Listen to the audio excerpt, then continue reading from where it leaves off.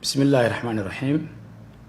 Aujourd'hui, vendredi 3 mai, toutes les nations célèbrent la Journée mondiale de la liberté de la presse, journée décrétée par l'Assemblée générale des Nations unies en 1993 à l'initiative de l'UNESCO.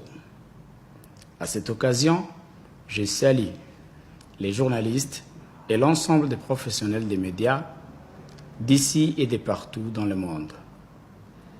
Le thème retenu cette année est « Médias pour la démocratie, le journalisme et les élections en période de désinformation ».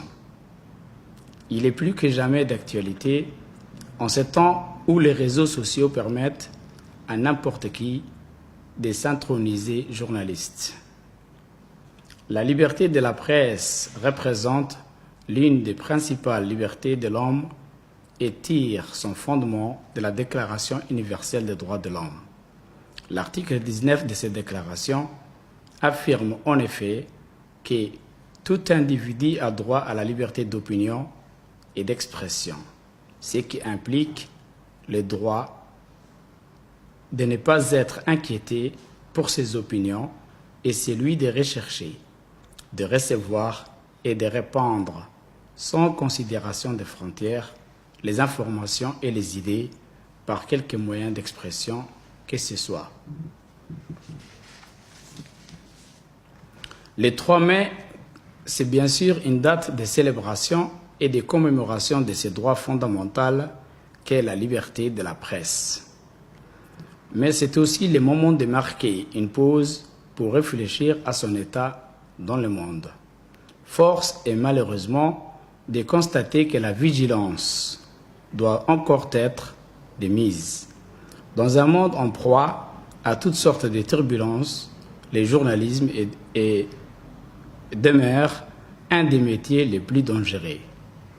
Les risques encourus vont des menaces à l'assassinat, en passant par la prison et l'enlèvement. Des pratiques inconnues méritent d'être soulignées avec fierté. En République de Djibouti, on n'emprisonne pas, on n'enlève pas, on ne menace pas les journalistes. Et Dieu merci, jamais aucun journaliste n'y a perdu la vie dans l'exercice de ses fonctions. Djibouti accueille chaque année des centaines d'envoyés spéciaux qui viennent des 4 coins du monde et qui peuvent ainsi exercer librement leur métier. Presque toutes les chaînes de la région, publiques comme privées, disposent d'un bureau de correspondant local. L'attachement du gouvernement de la République de Djibouti à une presse libre se manifeste par le cadre juridique régissant le paysage médiatique national.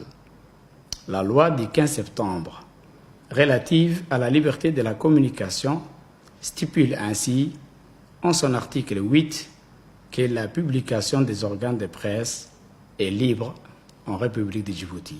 Merci de votre attention.